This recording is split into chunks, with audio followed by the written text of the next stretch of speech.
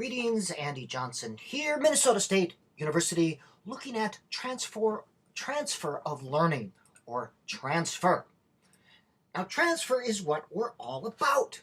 What good does it do if we teach a skill and they can only use it in a school environment?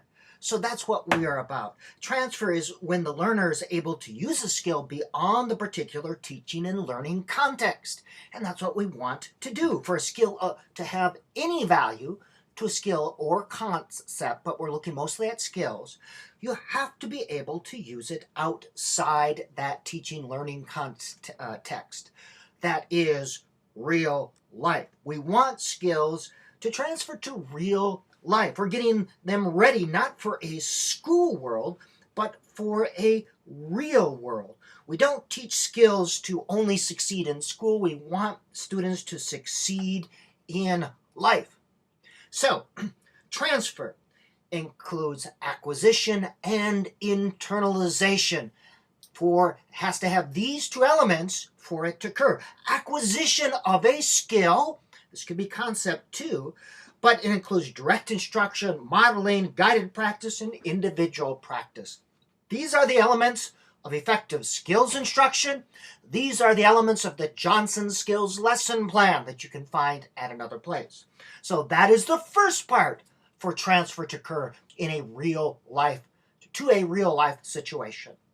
The second part is internalization. This includes practicing the application of that skill so that it becomes automatic.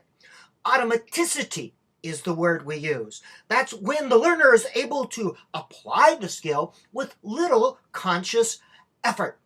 Automaticity is achieved through guided practice and repetition.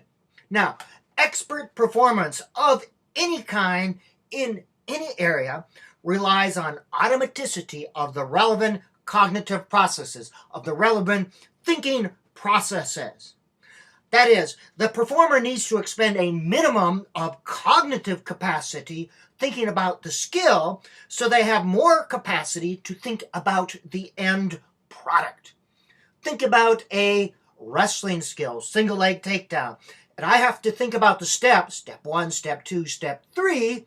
If I had to devote cognitive attention to the steps, I would not be able to devote attention to the process of wrestling. I would not be able to react to what was happening.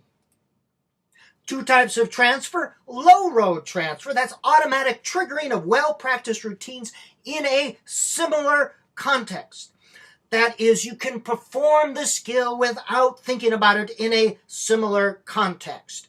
All right? This is training. Students respond to a particular stimuli in a particular setting so they're able to apply the skill. And again, I'll go back to when I teach the single leg takedown in wrestling. We do it over and over again, so when students get in that similar situation, they're able to respond.